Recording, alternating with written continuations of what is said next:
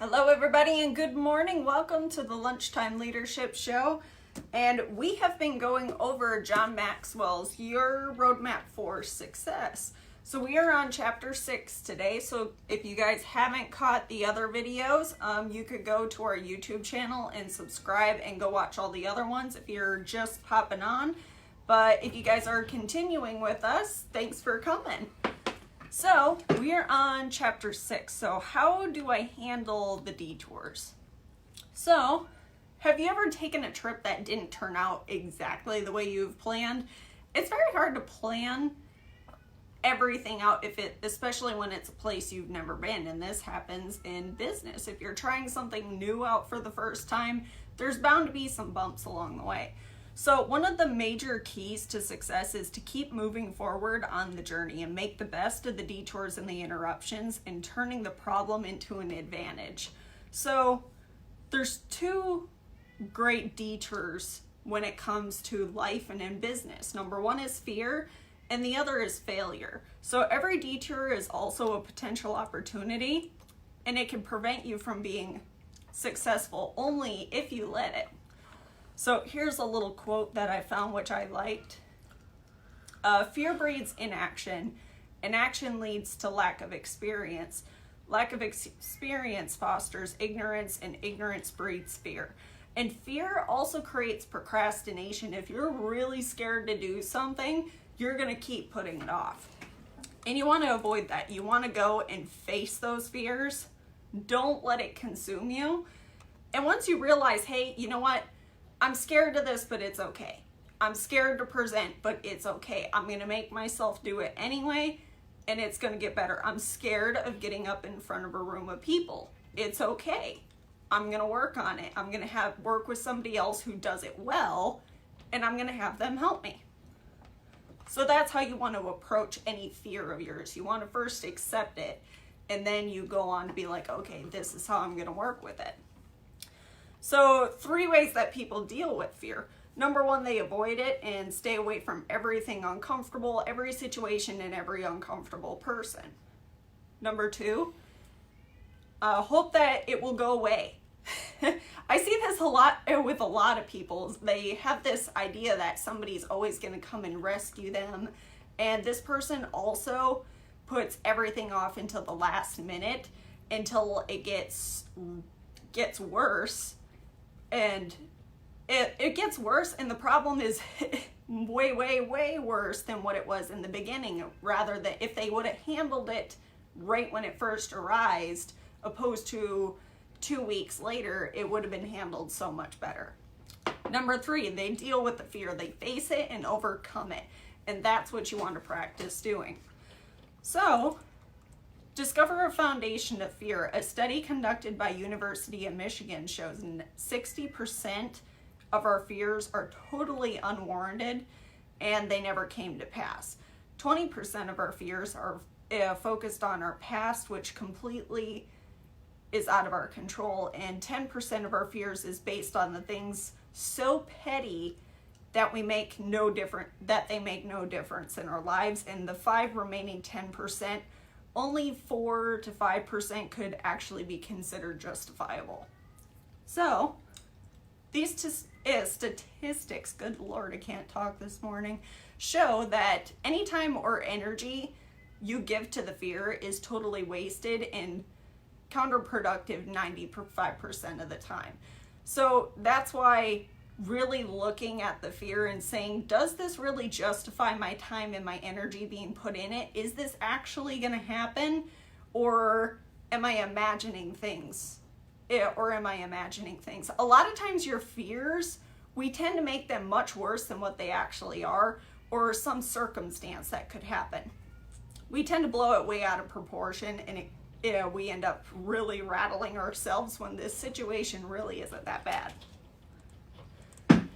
Admit your fears. The best thing to do is, in this case, is a few justifiable fears, is acknowledge them and keep them moving forward. No, I already said that. Accept your fear as a price of progress. Whenever you're doing something new and uncomfortable, that's showing that you're growing. And as you keep overcoming these fears, the stronger of a leader you're going to become. Develop a burning desire. Your dream is the most effective antidote for fear and will give you and will turn your fear into fire. And focus on things that you can control. Sorry, I had to scroll down there to find the rest of my notes. Focus on the things you can control. A lot of people nitpick and they're like, oh, I have to have things this certain way, or I have to have things this way. And they try to focus on the things that they can't control. Like, you can't control people. You can't control the weather. Just focus on the things that you could control. What am I going to do today that matters for tomorrow? And sometimes circumstances change too. That's why you got to have a good attitude throughout the day too. Be like, you know what? This didn't work out. We had to change some things around, but I have a list of other things that we can get done along the way. So you can control your attitude, but you can't control the actions of others. You can choose what you put on your calendar, but you can't control today's circumstances. Wow, I actually memorized this very well today. Go me. So put some wins under your belt. For more people you face your fears, the easier it is for it to overcome them when one arises.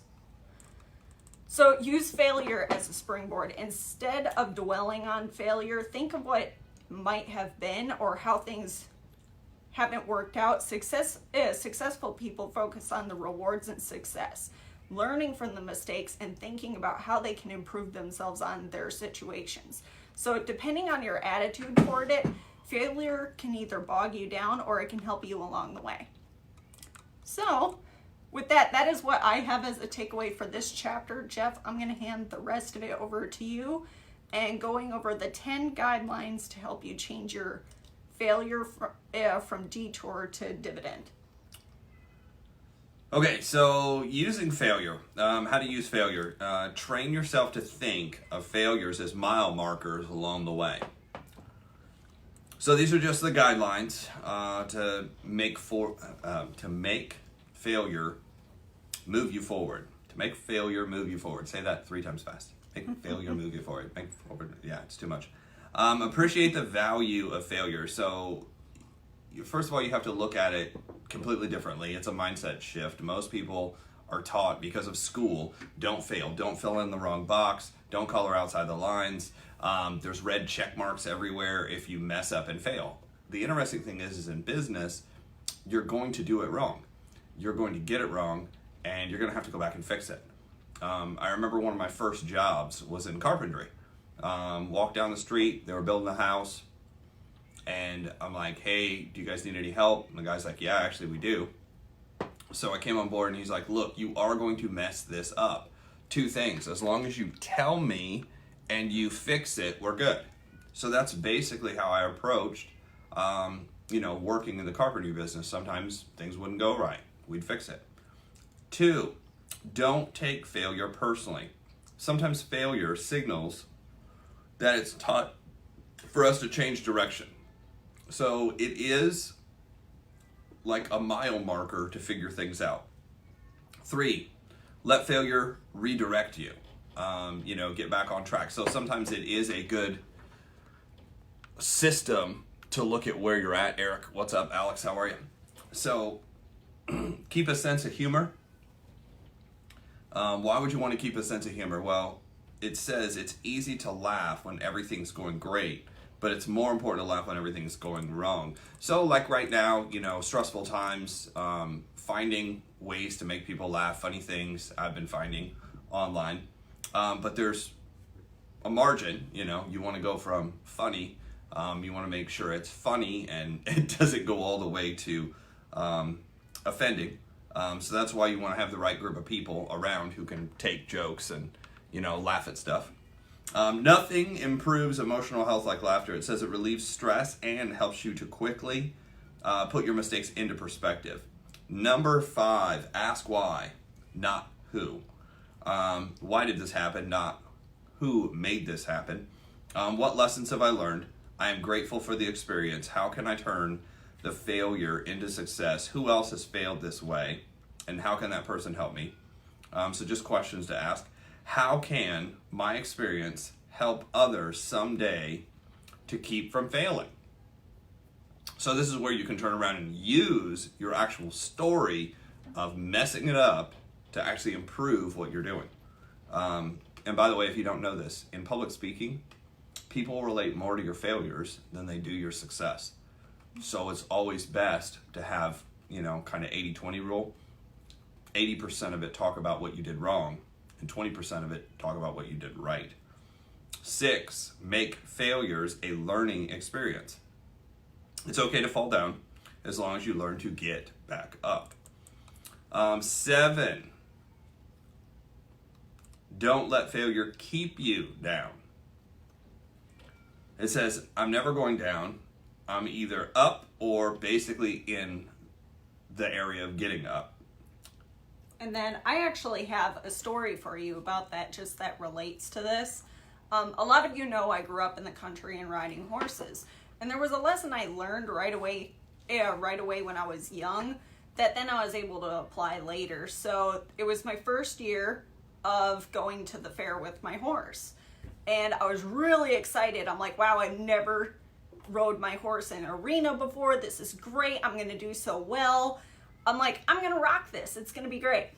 So we get there and everything's ready. I'm about to go in the arena. And as soon as I went into the arena, my horse takes off with me on her back and takes me all the way around the arena. And I fell hard, and it was a pretty traumatic when it happened. I've never fallen off of a horse before. And when I got up, the wind was knocked out of me. I couldn't breathe. My shoulder and my wrist hurt, and I was shaking pretty bad. And I was like, okay, that was scary. And I walked back to my mom. And one of the things that she did, she's like, okay, nothing's broken. You're breathing again. All right, I need you to get back up on that horse. And I'm like, why? Why do I need to go back up there? I'm like, that was really scary. She's like, nope, you need to do this. This is something that you have to do. If you do not get back up on her right now, you will never get back up on a horse ever again. But she's like, but we need to do it right now. So she makes me get back up there. I'm bawling because I was so scared. There's a bunch of other people that were upset too, but my mom's like, look, this is something that she needs to learn, because if she does not do this, she will never get back up again. So after I did that, it was pretty traumatic, but the lesson in it is a lot of times in life and in business, we're going to try something new. We're going to be excited going in, and we're going to take a nasty spill. Sometimes we're going to get the wind knocked out of us. Sometimes we might get hurt. Other times we're going to be badly bruised. But the important thing is you need to get back up and get back in the saddle. Now, with who I am today, I'm a very experienced rider. If I do take a tumble, I've actually learned how to fall. So now if I take a tumble, I'm able to get right back up, and I figured out how to fall. So now, with me having all those failures, I'm able to handle the fall so much better, and now I can just pop right back up and only have a couple bruises. But I'm like, okay, that sucked, but we're going to move on and we're going to carry on. I'm going to jump back up there and we're going to go again. And that's how you need to handle things when you're trying new things in business and in your life, because those two things are very similar, and that's how we need to handle it. So Jeff, I'm going to let you go on to number 8. So number 8, use failures as a gauge for your growth. I would rather reach 90% of my potential with a master list of failures than 10% of my potential with a perfect score. Megan's here. Hello. So number 9, see the big picture of what's going on. So when you are failing, like, what direction are you headed? Are you headed forward? Are you headed backwards? And then number 10, obviously don't give up. So a friend of mine that I've worked with in the past showed us a really cool chart. He said, if you take a piece of paper and you look at, where you're headed, and I'm just going to use this piece of paper. So if X is where you're at and the arrow is where you're headed, then it's pretty obvious that starting, you might be somewhere around here. And what people think is every time they fail, they're actually headed towards the X. And it's like, I'm just putting little dots. It's actually like you're headed that direction. But the reality is every time you fail, you're actually headed towards the direction of the arrow. The problem is when you first start doing it, you can't see direction a lot of times. You just see that you're failing because you're looking at it wrong. So it's a really good visual to teach other people, kids especially, in which direction are you headed. You're failing forward as long as you're doing something. Now, if you're failing forward and you're doing the exact same thing wrong over and over again and repeating your same mistakes, then that's something to look at, and kind of evaluate. But otherwise, you're probably headed in the right direction. But that's what I have for today. Tomorrow we'll be going over chapter 7. And if you want the notes to this, we're going to put a link in the comments so that way you can fill out and grab email. If you send us your email, we can actually send you over those notes. Those started going out Friday. So we'll get out several of those today. Yeah. And also, if you guys would like to subscribe to our YouTube channel, if you happen to miss our show one day, I know Jeff posts a lot of content every single day, and if you try to go look for this, you might lose it. So if you guys want to go subscribe to our YouTube channel, it's MLM Lunchtime Leadership Show. I forgot what show we were on. On YouTube, you'll be able to find us, go subscribe to that, and then you can follow us there as well. So with that, we will see you guys tomorrow, and have a wonderful Monday.